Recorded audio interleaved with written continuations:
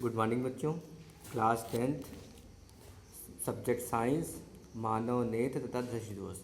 आज पढ़ाना है नेत्र का कार्य क्या है। ठीक है, नेत्र का कार्य देखो, ये एक नेत्र लेंस है। यहाँ कोई वस्तु रखी हुई है और ये ये पूरा कहलाता है गोलक।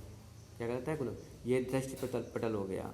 यहाँ भी चित्र बनता है, यहाँ से जो वस्तु की उल्टा चित्र बनता है यहाँ पे, हमेशा रखना। और प्रतिबिंब दिखाई पड़ता है सीधा। ठीक है, ये आपका कार्निया हो गया। ये वस्तु रखी है यहाँ, ये तारा हो गया। ये जो दिख रही है तारा है आपका। ठीक है, ये नेत्र लेंस हो गया।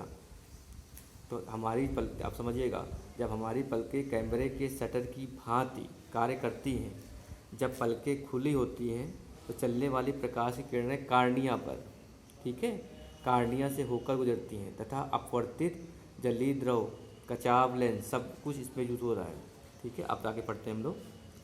हमारी पलकें कैमरे के शटर की भांति कार्य करती हैं। जब पलकें खुली होती हैं तब नेत्र के सामने रखी किसी वस्तु से चलने वाली प्रकाश किरणें कार्निया पर आपतित होती हैं तथा अपवर्तित होकर क्रमशः जलीय द्रव लेंस कचाव द्रव से होती हुई रेटिना पर गिरती है। ठीक है, मतलब यहाँ से कोई वस्तु गिर रही है तो कहाँ गिर रहा है? आपका रेटिना पर। ठीक है, रेटिना पर गिरती है। इस स्थिति में तब रेटिना पर वस्तु का उल्टा प्रतिबिंब बनता है। कहाँ कैसा बनेगा? रेटिना पर कैसा प्रतिबिंब बनेगा? उल्टा बनेगा हमेशा। ठीक है, वैसे भी जब हम लोग देखते हैं वो उल्टा ही दिखाई पड़ता है। उल्टा प्रतिबिंब बनने की सूचना प्रकाश तंत्रिकाओं द्वारा मस्तिष्क में पहुंच जाती है। तब मस्तिष्क अनुभव के आधार पर उसका ज्ञान सीधे रूप में प्राप्त कर लेता है, अर्थात मानव को वस्तु का सीधा प्रतिबिंब दिखाई देता है। ठीक है, यही आपका नेत्र का कार्य है। नेत्र क्या क्या कार्य है, फिर से पढ़ के देख लेना, समझ में आ जाएगा खुद ही। अगला देखिए, नेत्र लेंस की फोकस दूरी क्या होती है। यहाँ पे जब नेत्र द्वारा अनंत पर स्थित किसी वस्तु को देखते हैं तो नेत्र पर गिरने वाली समांतर किरणें नेत्र लेंस द्वारा रेटिना आर पर फोकस हो जाता है और नेत्र को वस्तु स्पष्ट दिखाई देती है।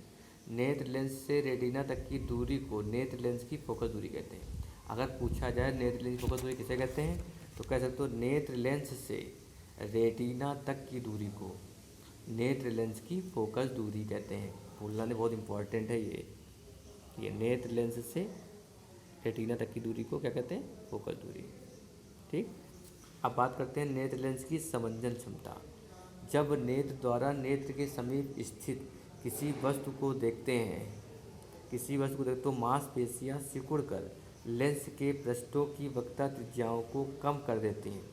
इससे नेत्र लेंस की फोकस दूरी भी कम हो जाती है और वस्तु का स्पष्ट प्रतिबिंब पुनः रेटिना पर बन जाता है।